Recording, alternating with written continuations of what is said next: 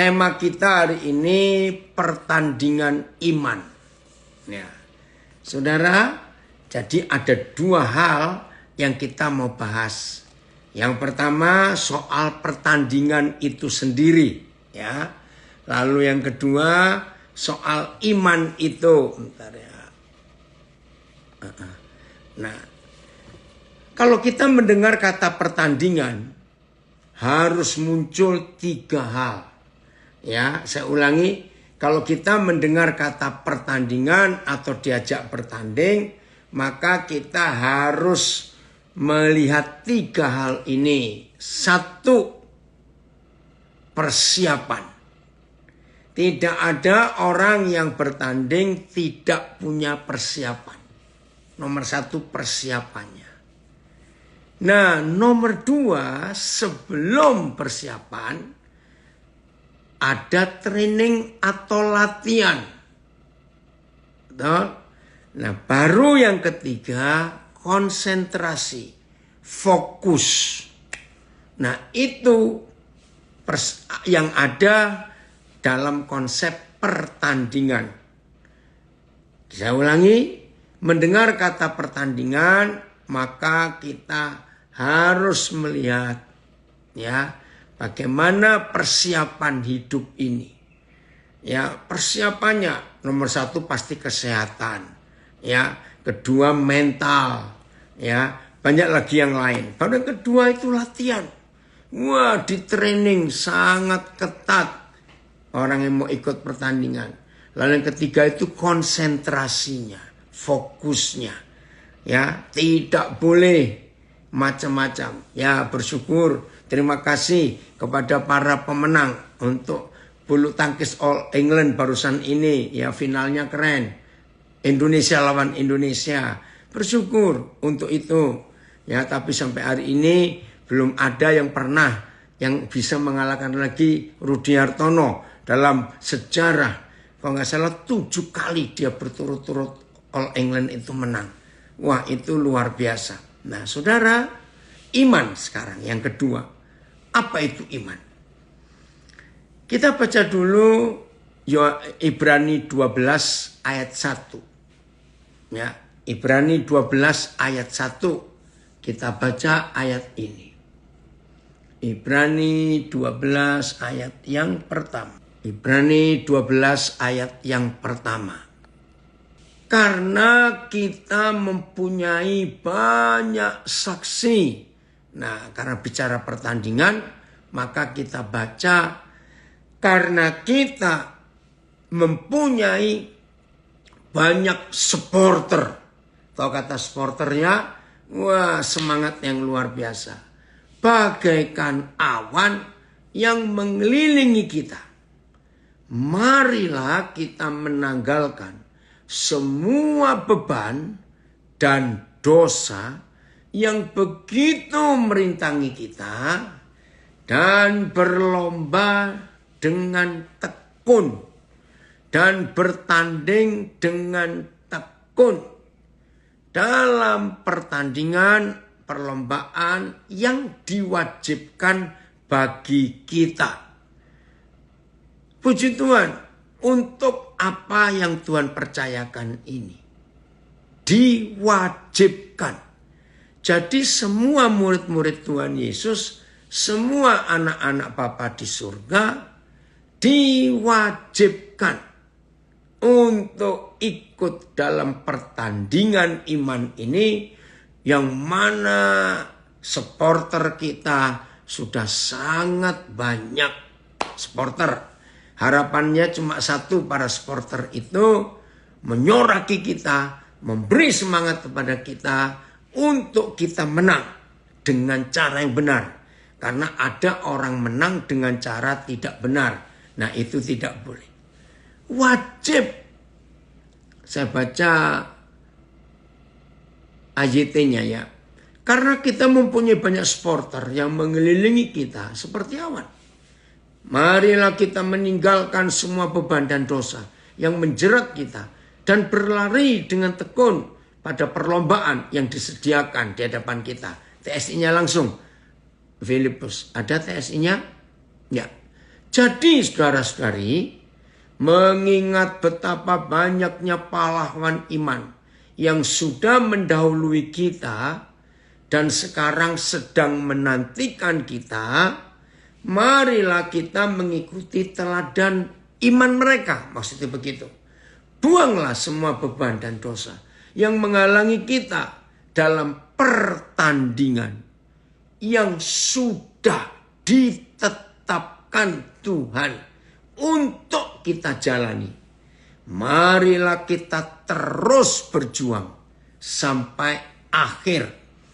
Wah, nanti saya berarti akan terus pakai TSI ya, karena konsep yang ditulis terjemahan sederhana Indonesia ini yang akan kita pakai. Ya, betapa banyaknya pahlawan iman yang sudah mendahului kita, itu supporter kita, itu para pahlawan iman, dan sekarang sedang menantikan kita. Wah, ini terjemahan yang indah sekali. Yang sekarang sedang menantikan kita, ya saudara dan saya yang diwajibkan dalam pertandingan iman ini. Marilah kita mengikuti teladan mereka. Buanglah semua beban dan dosa yang menghalangi kita dalam pertandingan yang sudah ditetapkan Tuhan untuk kita jalani. Marilah kita terus berjuang sampai akhir. Jangan kita kalah. Oke? Nah, jadi pertandingannya ini nggak main-main. Diwajibkan yang sudah ditetapkan. Saudara, ada beberapa negara di dunia ya yang punya undang-undang wajib militer. Wajib. Nah, negara tetangga kita yang paling dekat yang undang-undangnya wajib militer itu sangat ketat adalah Singapura. Nah, Singapura itu semua anak muda, laki maupun perempuan, ya, begitu mencapai umur 19 ke 20, maka semua warga negara Singapura wajib ikut militer. Ada dua alasan utamanya. Alasan pertama, karena Singapura itu negara yang penduduknya sedikit sekali. Ya, sedikit penduduknya. Jadi jumlah angkatan perangnya, kalau istilah dulu, angkatan bersenjatanya itu juga sedikit. Nah, untuk itu pemerintah Singapura memberi undang-undang wajib untuk jadi anggota militer. Semua warga negara Singapura yang usianya 19 ke 20. Jadi nggak bisa ditolak. Ada berapa orang yang nggak asli Singapura, ya, tapi dapat warga negara Singapura, wajib. Kalau sampai tidak mengikuti, ya ada sanksinya. Wow, ini orang hebat. Joseph Paul Chang ikut bergabung juga. Kita bersyukur kepada Tuhan, Tuhan pakai saudara kita ini luar biasa. Ya, kasus-kasus yang ada di Indonesia yang harusnya nggak diungkap, diusut secara hukum, karena perjuangan saudara kita ini akhirnya hukum diberlakukan. Ya, contohnya kasus penutupan ibadah yang ada di Lampung beberapa saat yang lalu. Puji Tuhan untuk perjuangan itu. Ya, sana masih pagi ya, subuh ya. Oke, saya lanjutkan. Jadi menurut Ibrani 12 ayat 1, saudara dan saya warga negara kerajaan surga wajib ikut pertandingan iman. Saya ulangi, semua kita warga negara kerajaan surga wajib. Karena diwajibkan. Puji Tuhan, soli Deo Gloria, segala kemuliaan hanya bagi Tuhan. Nah, karena kita yang menjadi anak-anak Bapa di surga dan murid-murid Tuhan Yesus wajib ikut perlombaan iman, berarti kita nggak bisa mengelak atau menghindar. Pertandingan iman ini wajib diikuti oleh semua yang percaya kepada Tuhan Yesus dan menjadi muridnya. Loh, kenapa wajib? Nah, ini yang kita mau pelajari supaya kita makin kenal dan layak menjadi anak-anak Bapa di surga dan layak menjadi murid Tuhan Yesus. Ibrani 11 ayat 1 kita baca dulu tentang iman. Ya, kenapa? Pertandingan sudah tadi saya jelaskan ada 3 hal. Sekarang iman. Nah, hebatnya Tuhan tidak membuat pertandingan kesucian. Keren ya? Tuhan tidak mengadakan pertandingan doa. Tuhan tidak mengadakan pertandingan puasa. Tuhan tidak mengadakan pertandingan hafal ayat Alkitab. Enggak. Tidak ada pertandingan lain. Nah, kerennya saudara, kalau sampai ada pertandingan kesucian, pertandingan doa, pertandingan hafal ayat Alkitab, terus ada lagi mungkin pertandingan perpuluhan, nggak ada. Kalau itu diadakan, maka kita jadi sombong. Betul tidak? Maka itu nggak ada. Nggak ada pertandingan kesucian. Nggak ada. Tuhan tidak mau membanding-bandingkan. Kita ini lebih suci dari siapa? Siapa lebih suci dari kita? Tidak. Begitu pula pertandingan doa nggak ada. Karena semua itu adalah hukum agama. Yang Tuhan tidak perlu mempertandingkan hidup suci, hidup rohani, hidup doa, ya, hidup baca Alkitab. Enggak. Betul, dari Riau, iman itu bertumbuh terus, makin kenal. Nah, jadi enggak ada ya, pertandingannya cuma satu, pertandingan iman. Kenapa? Nah, ini dia. Judulnya saksi-saksi iman. Oh, ini TSI-nya ya. Terima kasih. Iman adalah dasar. Oh, masih TB ya. Iman adalah dasar dari segala sesuatu yang kita harapkan dan bukti dari segala sesuatu yang tidak kita lihat. TSI-nya ada Filipus untuk Ibrani 11 ayat 1 ini. TSI. Ini TSI, Pak. Oh, ini TSI. Terima kasih. Jadi nggak usah diganti ya. Saya ulangi. Mengapa harus ada pertandingan iman? Karena iman itu adalah dasar dari segala sesuatu yang kita harapkan dan bukti dari segala sesuatu yang tidak kita lihat. Nah, ayo kita belajar dari anak kecil.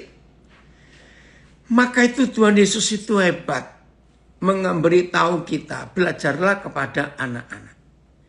Ayo kita jawab jujur.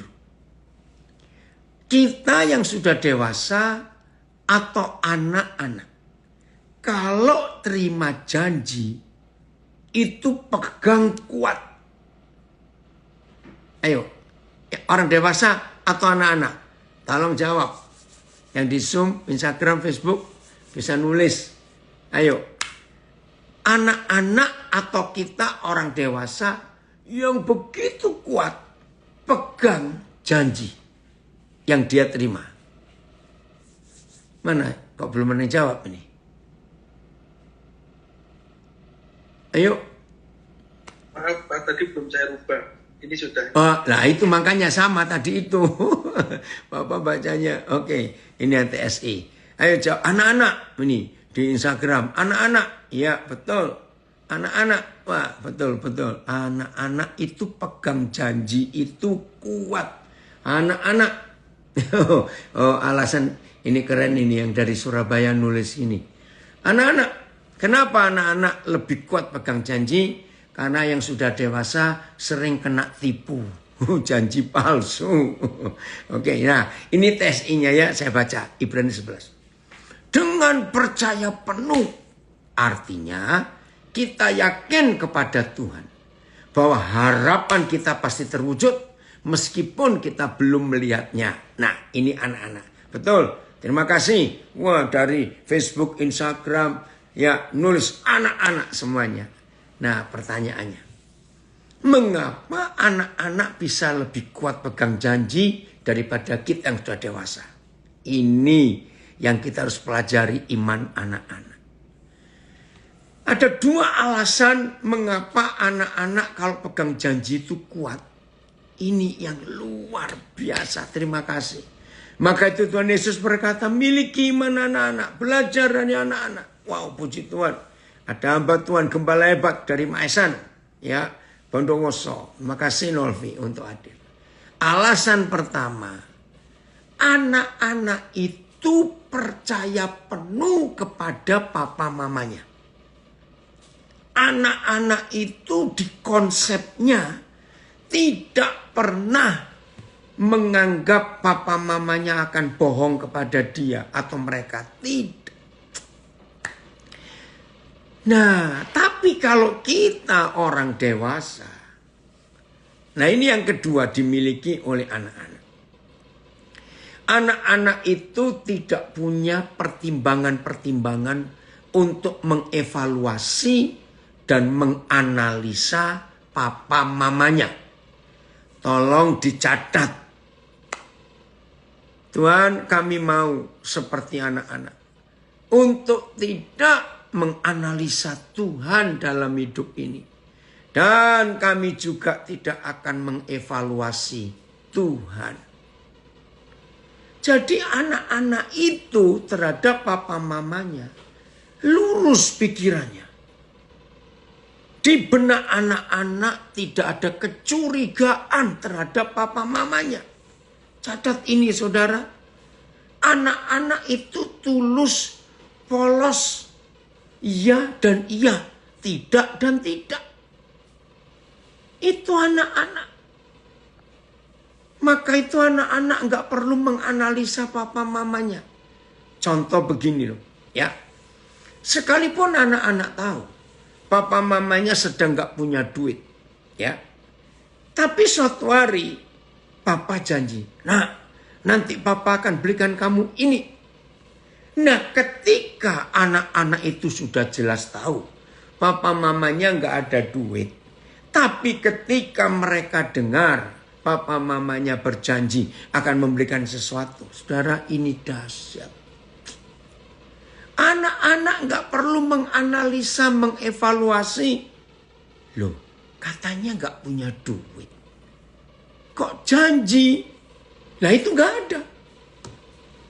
Jadi begitu mereka dengar papa mamanya bicara apa, nggak perlu dievaluasi, nggak perlu dianalisa, nggak perlu dicari sebabnya, nggak. Langsung pegang dan berkata, terima kasih papa, terima kasih. Itu iman. Jadi kalau saudara dan saya dalam hubungan dengan papa di surga, dengan Tuhan Yesus, dengan Roh Kudus, dengan firman, itu kan belum kita lihat. Betul enggak? Hanya berisi janji. Maka itu kita perlu iman. Untuk menantikan yang belum kita lihat dan belum terjadi. Itu perlu iman. Maka kesimpulannya sampai saat ini. Kalau semua kita bersikap, berpikir seperti anak-anak, maka dalam hidup kekristenan kita tidak perlu ada perlombaan iman. Nggak perlu ada pertandingan iman. Karena buat anak-anak itu tidak perlu meragukan papa mamanya. Tolong catat ini. Jadi yang perlu pertandingan iman itu yang sudah gede-gede begini. Puji Tuhan dari Taiwan. Komen, luar biasa firman Tuhan itu betul. Jadi kalau saudara dan saya masih bersikap, berpikir, beriman seperti anak-anak, nggak perlu pertandingan iman. Sebab kita percaya 100%. Ini yang Tuhan cari. Maaf, saya cuma memberi kesaksian. Seperti sebagian besar saudara tahu sikap hidup saya. Kok bisa sampai seperti ini? Ya karena saya tidak pernah meragukan Bapa di surga. Dan saya kalau menerima janjinya tidak pernah meragukan atau menganalisa betul nggak yang dia katakan itu, jadi nggak. Nah itu saya nggak ada. Maaf ya, jangan saudara menilai, sombong betul, tidak. Maka itu saya katakan yang kenal saya akan tahu. Contoh, kenapa saya bisa meluluskan begitu banyak orang? S1-nya sudah 500-an. S2-nya 60 lebih masternya. S3-nya sekarang sedang tambah 3 lagi. Jadi 9. Padahal saudara tahu uangnya belum ada. Tapi saya bertekad iya. Ya karena saya percaya Bapak. Dia yang bicara kok. Nggak ragu-ragu. Ini kesaksian minggu kemarin. Ini kan Rabu. Saya diundang ke satu gereja di Surabaya. Penuh gereja itu, ada balkon juga. Nah selama saya mengajar, Roh Kudus itu bicara. Kamu perhatikan, ada orang di baris ketiga dari belakang. Agak jauh ya. Yang ikut hadir hari minggu kemarin di Surabaya tahu. Ya udah, saya perhatikan. Dan Roh Kudus bicara jelas tentang dia. Nah, seperti saudara banyak tahu, selesai. Waduh, yang mau ketemu saya banyak. Sambil saya ngawasin orang, sambil saya ngomong kiri, ngomong kanan, diajak foto. Saya tuh masih perhatikan orang itu. Hilang juga saudara. Saya nggak lihat lagi ada di mana dia. Tapi saya berdoa. Dan itu saya nggak pernah ragu. Itu berkali-kali. Ya, terus hilang. Nah, waktu dia pindah tempat kan saya nggak bisa tanya pada pengurus gereja. Tahu nggak tadi yang duduk 3 bangku dari belakang begini-begini, orang bingung. Pasti orang tanya pakai baju apa, sebelahnya siapa? Ya mana tahu semuanya, nggak tahu. Tapi saya kenal papa saya. Dia berkata, tolong, oke, saya siap. Ya udah. Sudah sampai keluar mau naik mobil. Tahu istri saya bilang, aduh mau ke toilet dulu. Nah toiletnya itu ada di dalam gereja bukan di luar. Jadi saya masuk lagi ngantar. Saya sudah tahu toiletnya karena pas mau masuk gereja itu saya ke WC. Nah istri saya belum tahu. Nah begitu saya ngantar, kelihatan anak itu lagi duduk sendirian. Nah saya tuh mikir malah yakin. Teman-teman pemudanya banyak. Kenapa dia sendirian? Saudara, begitu saya tahu. Saya bersyukur Tuhan, terima kasih Tuhan. Orang itu ada. Terus saya panggil dia. Saya cuma bilang, dan tas saya dibawa anak saya yang lain. Jadi saya nggak bawa HP. Saya cuma bilang, tolong catat nomor Om ini ya. Om ini perlu kamu. Om mau ngomong sama kamu. Wah, saudara dari berapa kali pengalaman. Kalau saya nggak nulis sendiri, aduh orang itu nanti malu, nggak kontak begitu. Tapi puji Tuhan, malam-malam anak itu baru kontak. Oh maaf, saya baru. Oke, ringkas cerita saudara, saya sampaikan apa yang Tuhan katakan. Dia menangis. Maaf ya saudara, dia cerita begini. Saya punya kakak satu, akhirnya manggil saya papa. Kakak saya sebentar lagi mau berangkat ke Korea. Lalu saya, nomor 2. Saya punya adik satu lagi. Terus dia cerita. Tapi Pak, keluarga kami ini menyedihkan. Kakak saya, papanya lain. Adik saya, papanya lain. Hancur hidup anak ini. Dan dia tinggal dengan neneknya. Saudara bisa bayangkan. Lalu saya telepon gembalanya. Kaget gembalanya. Sampai gembalanya bilang, orang segitu banyak. Dan memang penuh, kebetulan penuh ibadah kemarin. Kenapa Roh Kudus bisa ngomong ke Koden tentang orang itu? Dan memang anak ini sangat tertutup. Kami saja sebagai gembala yang tahu kasusnya nggak bisa tembus. Sangat membentengi diri. Sampai neneknya pun nggak bisa buat apa-apa. Nah itu loh. Jadi saya ini kalau dengar papa bicara, saya itu nggak pernah, Las Vegas hadir juga. Saya nggak pernah meragukan, itu pasti papa. Nah di Instagram ini, saya nggak sebut nama ya, ada yang gabung. Nah ini unik lagi. Ya, saya menunggu orang ini itu 2 tahun baru ketemu saudara. Unik. Di suatu hotel di Jakarta. Ya, itu Agustus 98. Tuhan tunjukkan saya tentang seseorang. Saya nggak kenal. Nah, saudara, pas saya mau kejar, hilang. Nggak tahu kemana. Saya nggak tahu siapa dia. Tapi Roh Kudus bilang, saya harus doakan dia. Ya tapi siapa?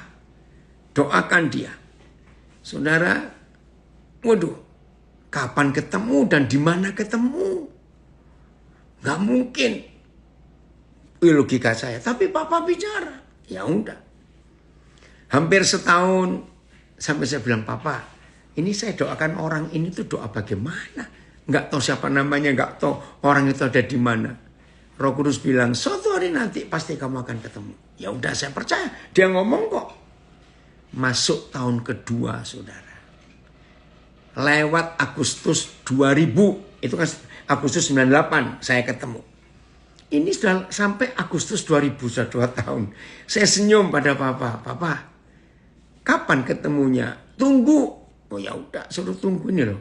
Papa itu kok bicara luar biasa. Bulan Oktober. Di sebuah hotel di Bandung, di Terusan Pastur. Saya lagi makan, saudara. Tahu-tahu orang ini lewat di depan saya. Saya kaget. Nah, sampai sekarang kalau saya ketemu dia heran. Karena kalimat pertama, karena begitu surprise-nya saya. Sambil bawa piring makan ini. Pertanyaan saya bukan siapa namamu, bukan. Pertanyaan saya, kamu pernah di hotel mulia di Jakarta Agustus 98 ya? Kaget dia. Iya betul. Kenapa Pak? Aduh. Saya itu cari saudara sekian lama. Bayangkan dari Agustus 98 sampai Oktober 2000 baru ketemu. Puji Tuhan. Orangnya hadir ada di Instagram hari ini. Saudara bisa bayangkan. Segitu lama menunggu. Bisa ketemu. Nah jadi maaf ya. Kalau saudara dan saya hidup dengan logika anak-anak. Dan hidup dengan pola pikir anak-anak. Maka saudara tidak akan pernah ikut pertandingan iman. Karena iman anak-anak itu gak perlu dipertandingkan. Sebab anak-anak itu nggak perlu menganalisa dan mengevaluasi janji bapaknya. Betul Atan? Nah dia bilang keren. Nah, iya diperlihatkan wajah orang itu dalam doa. Betul nak? Ini anak saya dari Kutai Barat. Nah sekali lagi ada kisah yang unik lagi. Saya nggak akan lupa. Hari itu Lebaran hari pertama. 9 Agustus 2000 berapa ya? Saya lupa. Sekarang anak ini ada di Texas. Sudah pindah ke sana. Malam itu pokoknya Sabtu. Jumat malam. Saudara. Ya. Saya mau terbang ke Manila. Nah. Tim sudah duluan berangkat. Saya dari Lampung waktu itu. Jadi dari Lampung. Langsung cuma pindah terminal. Saya berangkat ke Manila. Nah. Berangkatnya itu malam. Di atas jam 12. Jadi hari Sabtu saya masuknya. Nah waktu saya check in. Waduh panjang sekali.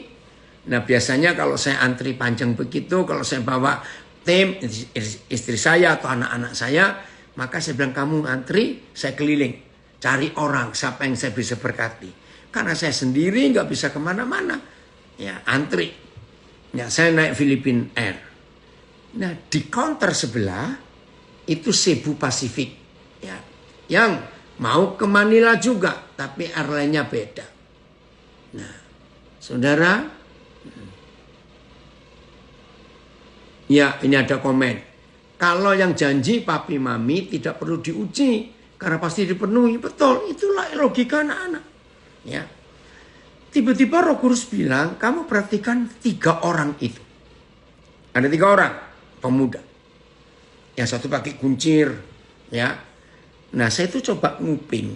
Ini orang dari mana? Karena kalau penampilannya saya nggak seperti bukan orang Indonesia. Saya pikir kalau nggak orang Vietnam atau orang Thailand.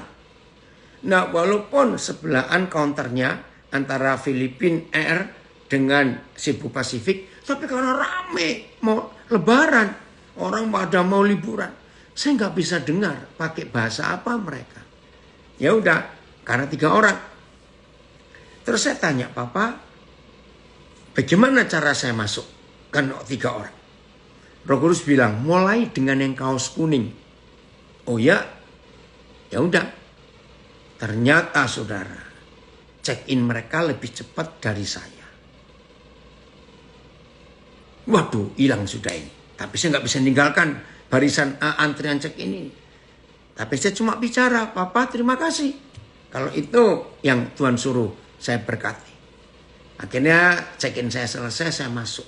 Saya cepat-cepat cari di mana 3 orang itu. Saya ketemu mereka ada di toko bebas bea atau duty free. Nah, saya makin yakin bukan orang Indonesia. Kalau orang Indonesia ngapain beli di toko yang bebas bea, ya? Saya tungguin mereka untuk keluar dari toko itu. Saudara, maaf.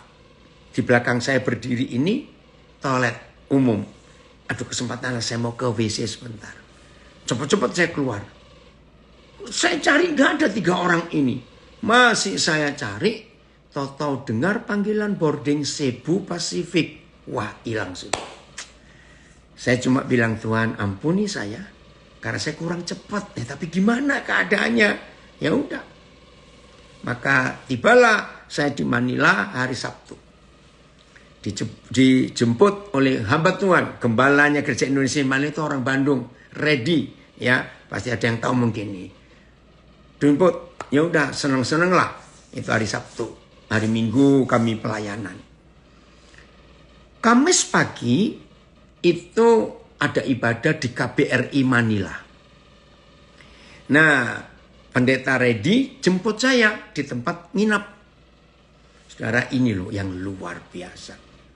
Begitu saya buka pintu mobil mau masuk, saudara, dari 3 orang yang Tuhan bilang 1 yang baju kuning. Saudara dengar. Kalau saudara ingin tahu ya kisah-kisah ini, saya akan beri nomor telepon mereka, saudara silakan kontak. Ini kesaksian yang hebat. Yang baju kuning itu ada di dalam mobilnya pendeta ready. Saya nggak jadi masuk karena kaget. Nah, karena wajah saya betul-betul surprise. Yang di dalam mobil termasuk Pastor Reddy ini. Kenapa, Pak? Kenapa? Saya masih bengong untuk berapa detik. Langsung saya berkata, maaf. Saudara datang di Manila hari Sabtu pagi dengan Cebu Pacific. Dan saudara bertiga. Ini orang kaget juga.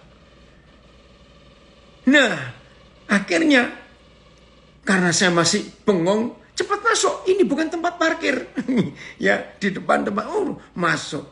Nah, mereka pada bingung. Lalu gimana ceritanya? Nah, ternyata orang ini bertiga itu mau ke Korea. Tapi pesawatnya transit Manila. Nah, nggak taunya yang 2 pakai pesawat lain yang sudah berangkat duluan. Bedanya nggak jauh. Nah, yang baju kuning ini pakai pesawat lain. Pas mau take off, ada typhoon, badai besar di Manila. Dan semua penerbangan cancel. Nah, dia bingung. Nah, saudara, ada bukan hotel, bukan motel, bukan losmen. Airbnb, ya. Jadi itu ada orang-orang yang punya kamar, Ya, lalu masuk satu grup, kamar kosong disewakan murah. Nah, yang baju kuning ini dapat tempat di mana anak saya yang punya rumah itu. Namanya Rio, sekarang ada di Manokwari dia. Gitu ya, orang Toraja ini. Nah, Rio ini bingung, "Pap, kenapa?" Bingung. Nah, ini yang baju kuning juga bingung. Lu kok bisa begini? Ya udah, akhirnya kami masuk di mobil. Terus saya tanya, "Betul ya kamu bertiga ya? Yang satu pakai kuncir toh?" Saya bilang gini, yang pakai kuncir sekarang ya dia sudah tinggal di Australia. Dan hari-hari ini dia dengan temannya yang satu, kan 3 orang. Itu lagi bertur ke Amerika Latin. Ya 2 hari yang lalu mereka ada di Peru. Dia kirim foto. Dan dia tunjukkan fotonya. Ini ya betul-betul. Di mana yang 2? Saudara, itu loh dia cerita. Hebatnya Tuhan. Kenapa Tuhan bicara pada saya yang baju kuning? Kalau ya ini papa kita ya, nggak usah dievaluasi, nggak usah dianalisa. Karena dia kalau satu pesawat bertiga nggak akan ketemu. Tapi kok bisa dia pakai pesawat lain yang berangkatnya belakangan sehingga dia ketinggalan karena ada typhoon. Akhirnya ketemu. Hidupnya diubah Tuhan luar biasa. Nah, maka itu betul, Phil, percaya dan taat kepada Papa paling enak dalam hidup ini. Wah, ada yang komen dari Kutai Barat, bikin buku, Pap, tentang pengalaman hubungan ketaatan mendengar suara Tuhan. Silakan, kalau ada yang mau buat silakan, senang sekali. Nah, terima kasih Filipus. Kalau hari ini Filipus pilih tema pertandingan iman. Ternyata anak-anak nggak perlu buat pertandingan iman karena imannya anak-anak pasti menang terus. Nah, yang diwajibkan untuk ikut perlombaan pertandingan iman adalah orang-orang dewasa yang terlalu banyak evaluasi dan analisa. Ribet. Ya, sebetulnya dalam hidup ini apa saja yang kita kerjakan itu adalah iman. Saya beri contoh ya, bukti. Pernah nggak kejadian ada rumah makan, walaupun nggak sering ya, warung atau restoran ya, yang datang beli makanannya keracunan. Ada toh walaupun nggak banyak. Nah, kalau kita masuk ke satu rumah makan atau warung, kan nggak mungkin saudara akan bawa alat tes. Langsung ke dapur dulu, ngetes semua bahan-bahan mentah di dapur itu dengan alat yang saudara bawa. Ya, terus saudara ngetes airnya bersih atau tidak. Lalu saudara tes panci, wajan apa saja. Ya. Terima kasih dari Wonosobo ada komen. Bodoh kok berani menganalisa. Iya. Ngapain? Ya, betul. Dari Surabaya. Percaya Gusti mboten sare. Ya, Tuhan gak tidur, itu Papa kita yang baik. Walaupun tidak perlu tes dulu kalau saudara mau makan di restoran, di warung mana saja. Masuk, duduk, baca menu dan pesan. Ya sudah. Itu kan iman. Masa saudara kalau mau makan mengevaluasi masakannya, bumbu-bumbunya, bahan mentahnya, ya nggak jadi makan. Dan kita pasti diusir dari rumah makan itu. Lihat fakta lain lagi. Walaupun tidak sering, tapi ada kecelakaan pesawat terbang. Betul ya? Wah, ini pendeta satu ini harus bertobat. Ini tanya, yang bayar siapa? Loh, ya bayar sendiri, makan sendiri kok nggak diajak. Ya, apalagi kalau diajak orang makan, yang bayar yang ngajak, lalu yang diajak ini sok hebat, masuk ke dapur restoran itu dulu, ngetes ini, ngetes itu. Itu kan nyinggung yang ngajak, yang bayarin. Maaf ya. Nah, walaupun ada terjadi beberapa kali kecelakaan pesawat terbang.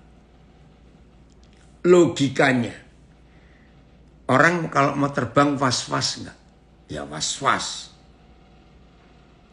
Tapi faktanya, bandara rame enggak? Sepi enggak? Walaupun ada kejadian pesawat jatuh. Wow, Alan, anak saya dari Nabire ini bisa ikut belajar. Mengevaluasi dan menganalisa Tuhan itu tanda tidak percaya sepenuhnya. Betul nak? Betul. Wah senang papa. Ya, Alan papa cerita ya ini yang ikut gabung di Facebook ini anak saya yang ada di LP Nabire. Ayo nak cepat bebas ya. Terus jalan dengan papa nanti. Betul. Jadi kalau sampai ada anak-anak papa di surga masih suka mengevaluasi dan menganalisa papa, berarti nggak percaya sepenuhnya. Nah, hal berikut. Walaupun kita sudah percaya, tapi masih ragu nggak kalau naik pesawat? Nah, apakah kita perlu bukti? Sebelum orang itu terbang, maka minta izin dulu untuk ngecek bannya, ngecek sayap pesawatnya, dicek semuanya. Setelah yakin, terus naik. Nah, ingat ya kalau naik pesawat itu begitu masuk pintu harus belok kanan. Karena kalau belok kiri itu ke kokpit tempatnya pilot. Nggak mungkin diizinkan terbang kalau ada penumpang ngotot bilang kepada pramugari atau awak pesawatnya, saya harus ketemu pilotnya dulu, saya harus kenal dia dulu, saya akan cek ijazahnya, dia lulusan mana, dia sudah punya pengalaman berapa ribu jam terbang, dan saya mau yakinkan dia selama jadi pilot dia pernah kecelakaan atau tidak. Saya tanya kepada saudara, kalau ada penumpang model begitu, boleh terbang nggak? Suruh keluar. Jadi walaupun pernah kejadian ada restoran atau warung keracunan makanan. Ya, woi Nisya senang ikut belajar ya Nes. Ya. Nggak perlu. Saudara kalau mau makan di mana saja harus mengevaluasi dan menganalisa dulu dapurnya dan semuanya. Begitu pula kalau mau naik pesawat. Percaya saja. Terima kasih Bapak. Ya, dari Jepang ini ada komen. Ternyata dalam kehidupan sehari-hari, kita ini banyak pakai iman secara tidak langsung. Betul. Duduk saja, duduk. Pernah nggak ada kejadian walaupun jarang, kursi didudukin terus pecah jatuh? Ya toh, seringkali kursi-kursi plastik gitu ya. Nah, tapi apakah setiap kali kita mau duduk mesti goyang-goyangkan dulu kursinya, ini kuat atau tidak? Ya nggak duduk-duduk. Atau kalau tidak, saudara bawa kursi sendiri dari rumah. Nah itu loh, betul yang dari Jepang. Semuanya kita sudah pakai iman. Woi, orang Sydney gabung juga. Terima kasih ya. Ya. Nah saudara, maka itu dengan Papa di surga, percaya saja. Nah kalau gitu, kalau kita sudah semua begini, lalu pertandingan imannya untuk apa? Nah ini dia. Ayat 6, Ibrani 11. Kita lihat dulu ya, ayat 6. Ibrani 11. Nah, Kleman senang sekali Opa. Kamu sudah ganti gambarmu ya. Opa belum dengar kabar. Kemarin barangnya Mama sudah kamu ambil belum? Ya. Ibrani 11 ayat 6 TSI. Jelaslah bahwa tanpa percaya penuh, kita tidak mungkin menyenangkan hatinya. Ini loh. Karena setiap orang yang mau datang kepada Tuhan harus percaya bahwa dia itu benar-benar ada. Mengapa? Karena kita kan gak pernah lihat dia atau belum pernah ngelihat dia. Maka itu kalau kita mau datang kepada dia harus percaya benar-benar bahwa dia ada. Nah itu kita perlu iman. Saya ulangi lagi ya. Ibrani 11 ayat 6 dalam terjemahan sederhana Indonesia. Jelaslah bahwa tanpa percaya penuh kita tidak mungkin menyenangkan hatinya. Terima kasih Papa untuk terjemahan ini. Jadi begini loh. Apa yang terjadi pada papa mama?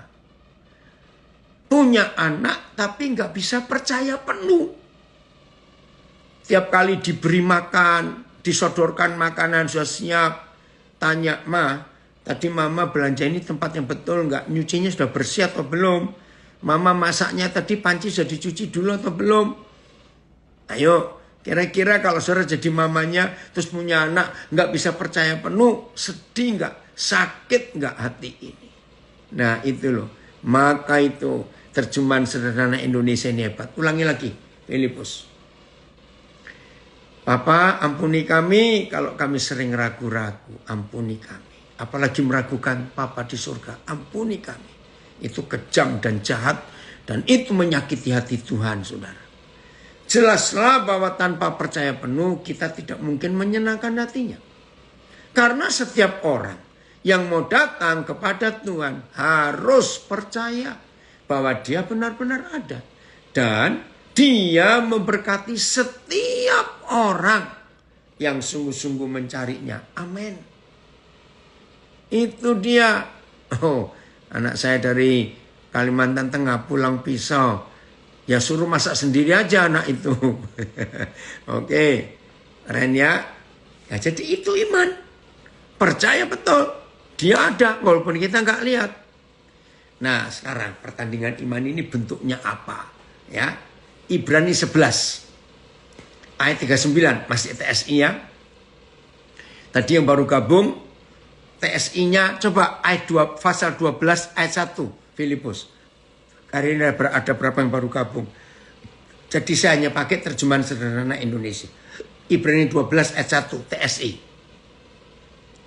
12 bentar.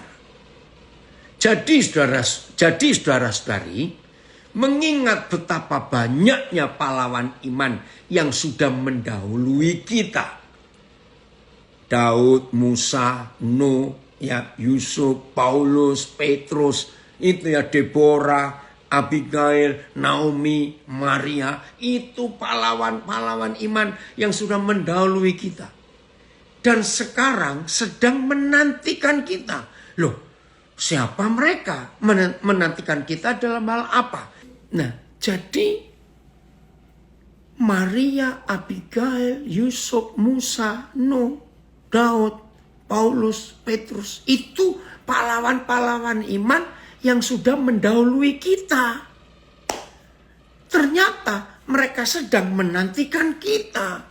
Loh, menantikan apa? Ya, marilah kita mengikuti teladan mereka. Buanglah semua beban dan dosa yang menghalangi kita dalam pertandingan iman yang sudah ditetapkan Tuhan. Dalam pertandingan yang sudah ditetapkan Tuhan untuk kita jalani. Marilah kita terus berjuang sampai akhir. Wah, apa ini? Woi, adik saya orang hebat. Terima kasih Pram. Bangga kau dan rasa terhormat kami ikut belajar. Siapa mereka ini?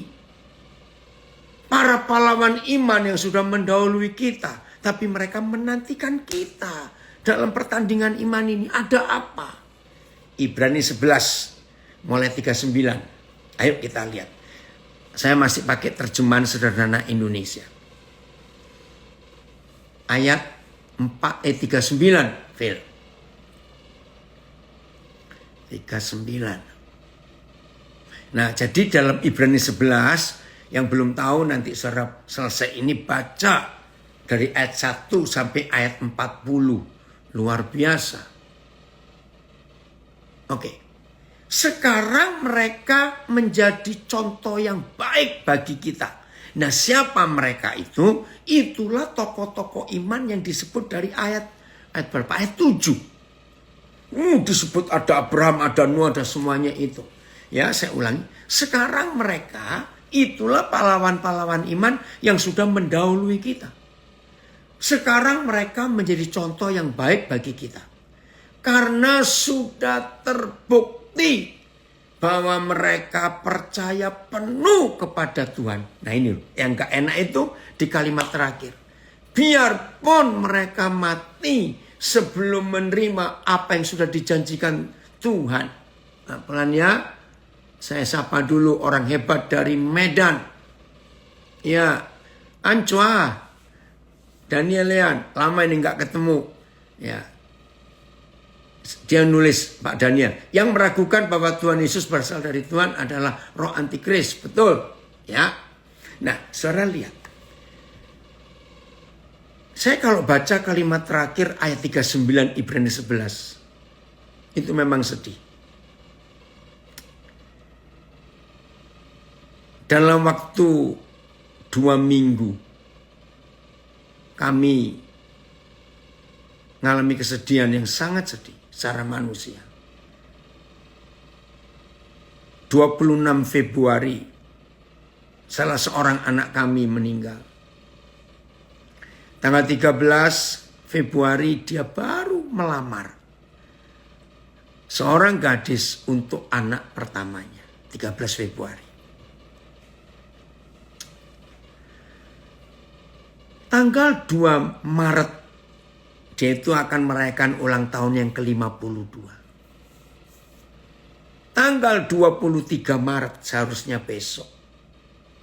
Dia akan nikahkan anak sulungnya yang dia lamar gadis tanggal 13 Februari yang lalu. Ternyata tanggal 26 dia meninggal mendadak. Aduh, sedih sekali. Lalu, minggu yang lalu, Tuhan panggil lagi seorang anak kami perempuan di Bandung.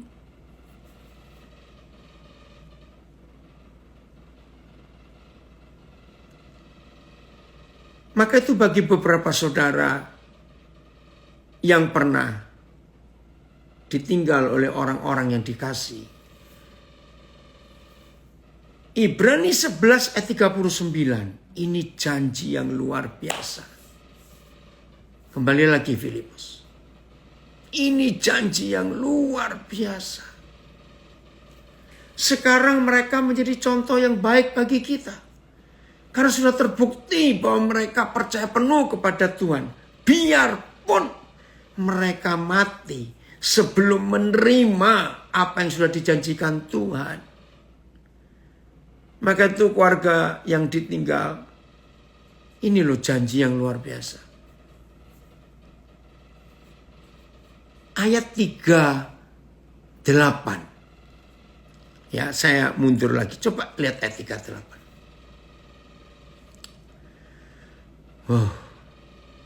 Ada orang-orang yang karena percaya dilempari batu sampai mati.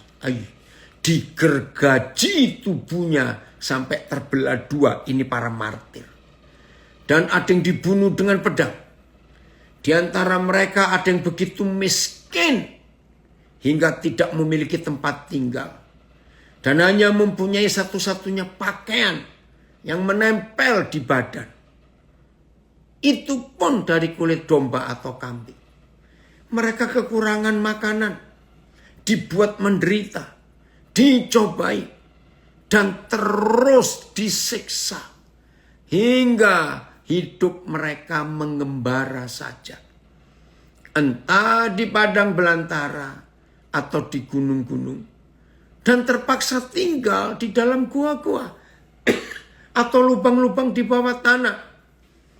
Ternyata ini tujuannya. Dunia ini bukan tempat yang layak bagi mereka. Oh, luar biasa. Layaknya di mana? Ya di surga. Maka itu ayat 39, Ibrani 11 terjemahan sederhana Indonesia atau TSI. Sekarang mereka menjadi contoh yang baik bagi kita. Karena sudah terbukti bahwa mereka percaya penuh kepada Tuhan. Percaya penuh loh saudara. Iman mereka nggak diragukan.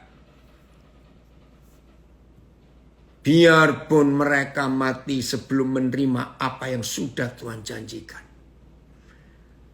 Terus, betul, ini kesaksian Pak Nelson Sembiring. Dalam keadaan dia masih di dalam penjara, difitnah, walaupun hasil fitnaan itu terbukti, tapi hukum yang tidak adil menjatuhkan dengan sadis sekali. Saya ditinggal istri tercinta 2 tahun lalu, yang sudah mendampingi saya 30 tahun, ketika saya masih berada di LP Porong. Tapi tetap percaya dan tidak pernah ragu, saya pasti tetap dipelihara Tuhan sampai saat ini. Dan tahun depan bisa bebas, puji Tuhan. Saudara, istrinya stres karena nggak terima mengalami suaminya diperlakukan tidak adil. Tapi puji Tuhan, wah ini anak kami lagi Santi, sama. Tiba-tiba suaminya yang nggak sakit apa-apa. 16 November 2021. Santi, kamu dengar ya firman ini. Anak masih kecil-kecil, meninggal mendadak. 16 November 2021. Kami kehilangan betul. San, baca lagi firman ini ya. Suamimu hebat. Pak Nelson sedih memang. Tapi inilah iman kita. Jadi sekalipun orang-orang kita kasih itu sudah beriman, percaya Tuhan gak ragu-ragu, tapi tetap meninggal. Nah ayat 40, ayo coba. Ibrani 11 ayat 40. Ini loh dahsyat. Tolong Pak Nelson, Santi, dan siapa saja yang ngikuti ini, ada keluarga yang meninggal, padahal imannya luar biasa. Ini loh janjinya. Jadi dunia itu gak layak bagi mereka. Rencana Tuhan bukan untuk mereka saja yang sudah meninggal, tetapi untuk kita juga.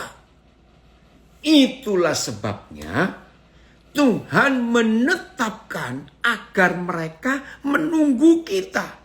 Wah, ini pengharapan. Jadi saudara-saudara yang ditinggal oleh yang dikasih, entah istri, entah suami, entah orang tua, entah anak-anak.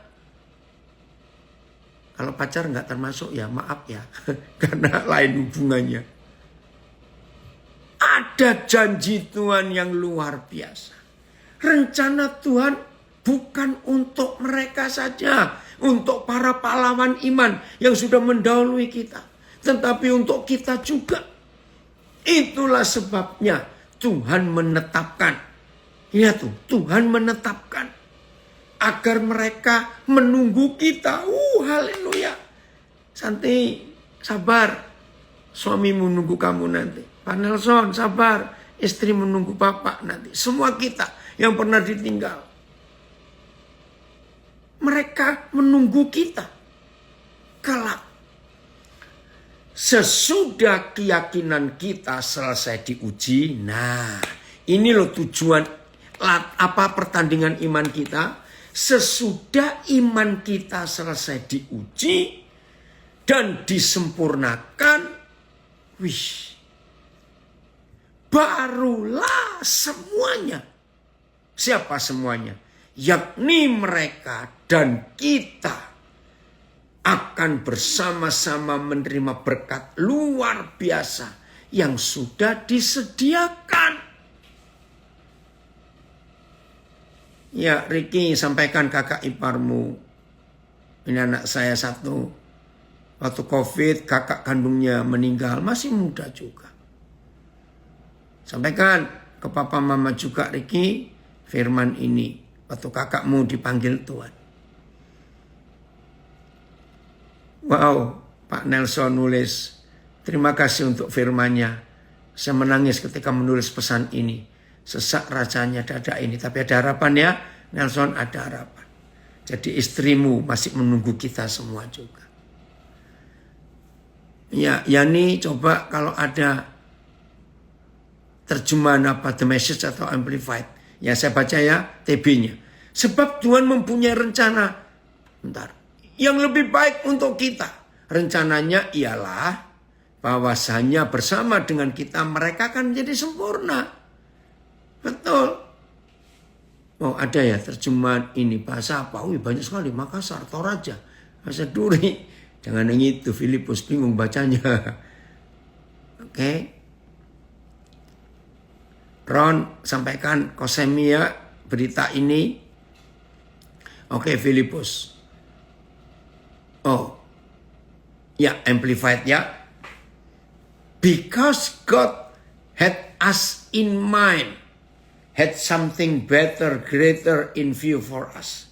Jadi Tuhan itu masih memberi kesempatan yang sangat luar biasa untuk kita. Supaya mereka, these heroes and heroines of faith, supaya mereka, para pahlawan-pahlawan iman, laki maupun perempuan, should not come to perfection apart from us. Untuk mendapat kesempurnaan yang gak bisa dipisahkan dari kita. Before we could join them. Wow. Terima kasih Tuhan untuk itu. NLT. For God had far better things in mind for us. That would also benefit them. Jadi Tuhan itu menyediakan sesuatu yang sangat baik. Untuk mereka dan untuk kita. Mereka yang sudah meninggal maupun untuk kita. For they cannot receive the prize at the end of the race until we finish the race. Nah, terjemahan ini lebih jelas ya. Saya tunjukkan satu olahraga jenis apa ini. Jadi begini, sebab mereka yang sudah meninggal, tokoh-tokoh iman mendahului kita itu, tidak akan menerima hadiah sampai menunggu kita yang masih hidup ini mencapai garis finish. Loh ini ada apa sebetulnya? Ya, Nelson jangan nangis ya. Sudah. Begitu pula semua kita Santi, kamu jangan nangis untuk suamimu. Ini iman yang luar biasa. Jadi tokoh-tokoh iman yang luar biasa itu menunggu saudara dan saya. Karena hadiah ya medali emas yang akan kita terima itu harus bersama mereka. Nah, satu-satunya pertandingan yang model begini namanya estafet. Saudara tahu pertandingan lari estafet itu ya, renang, ada juga polo apalagi. Jadi satu tim yang sudah mencapai garis finish pertama, kedua, ketiga nggak bisa mendapat hadiah sebelum tim yang terakhir ini masuk. Nah, maka itu di ayat pasal 12 ayat 1 kalau saudara baca, seharusnya Ibrani 11 dan Ibrani 12 itu nggak perlu diputus dengan angka pasal. Nggak, itu surat. Jadi mulai hari ini kalau saudara baca surat-surat itu, angka pasal jangan dicantumkan. Nggak usah. Nah ini loh hebatnya. Jadi satu-satunya tujuan pertandingan iman buat kita yang di akhir zaman ini bukan beriman dapat mobil mewah, beriman punya rumah bagus, beriman punya duit sekian triliun. Bukan, itu iman yang sangat tidak kudus. Pertandingan iman yang kita lakukan sekarang ini karena ada saudara-saudara kita, pahlawan-pahlawan iman yang sejak zaman perjanjian lama menunggu kita di generasi terakhir ini untuk mencapai garis iman. The message, God had a better plan for us. Bapa di surga punya rencana yang lebih dahsyat buat kita. That their faith and our faith, yaitu iman mereka yang sudah meninggal dan iman kita sekarang would come together, disatukan untuk menjadi iman yang komplit, iman yang lengkap, to make one completed whole. Ini terjemahan The Message. Untuk memiliki, untuk menyatukan iman yang lengkap, utuh, yaitu iman mereka digabungkan dengan iman kita. Their lives of faith, hidup iman mereka, not complete apart from ours. Jadi iman mereka yang hebat itu, imannya Nuh, imannya Adam, imannya Daud, semuanya itu gak akan lengkap. Tunggu iman saudara dan saya di garis akhir ini untuk menyelesaikan pertandingan iman. Maka itu selama ini khotbah-khotbah iman banyak yang ngawur. Yang saya sering katakan iman yang merampok surga. Ngeri sekali. Saya bersyukur dapat rahasia ini. Saudara mungkin kaget kalau saudara tanya, jadi kapan Pak Daniel dapat rahasia ini? Juli 81. Di Gedung Pemuda, Jalan Pemuda, Surabaya. Saya nggak akan lupa. Saya dikagetkan dengan konsep pertandingan iman. Terima kasih. Ini pertandingan iman yang sungguh-sungguh. Bukan untuk kaya, untuk lebih menang dari yang lain. Tidak. Karena saudara kita itu menanti. Hebat ya. Jadi iman mereka yang hebat itu nggak akan lengkap.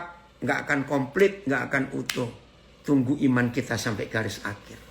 Inilah pertandingan iman yang Tuhan cari. Ayat terakhir. Yudas ayat 20. Nah, maka itu awal tadi Pepen. Aduh, kamu baru gabung. Nah, coba dengarkan dari awal ya. Nah, ini adik yang saya katakan, anak kami yang perempuan, minggu lalu dipanggil, 10 hari yang lalu dipanggil Tuhan. Pen, tolong dengar lagi pengajaran ini dari awal, Pen. Karena tadi Papa cerita tentang Cici. Tolong sampaikan Kosemi, sampaikan Papa Mama juga. Kenapa Cicimu yang kamu kasih, yang Papa Mama sayang juga Tuhan panggil. Tolong sampaikan Kosemi juga. Ya. Ayat 20. Oh, the message dulu ya. But you, dear friends, carefully build yourselves up in this most holy faith by praying in the Holy Spirit. Saudara-saudaraku yang kekasih, bangun dirimu dengan sempurna di atas dasar imanmu yang paling suci. TSI-nya ada, Filipus, untuk itu. Hai, puji Tuhan, keluarga Tampu Bolon di Pontianak. TSI, ya. Tetapi saudara-saudari yang saya kasih, hendaklah kalian saling menguatkan, supaya tiap orang terus percaya penuh kepada ajaran suci yang sudah disampaikan kepadamu. Tetaplah berdoa dengan pertolongan Roh Kudus. Nah, jadi iman yang paling suci, bukan iman yang lebih hebat dari iman yang lain, tidak. Tapi iman yang mampu membuat para tokoh pahlawan iman yang sudah mendahului kita itu bisa mencapai iman yang sempurna juga. Terima kasih Roh Kudus untuk kebenaran yang luar biasa ini. Tuhan Yesus memberkati kita semua. Jadi mulai hari ini kita tahu pertandingan iman kita bukan untuk keuntungan pribadi, kekayaan pribadi, tapi untuk dari zaman Adam. Mereka menunggu kita semuanya sampai akhir nanti. Tuhan Yesus memberkati kita semua.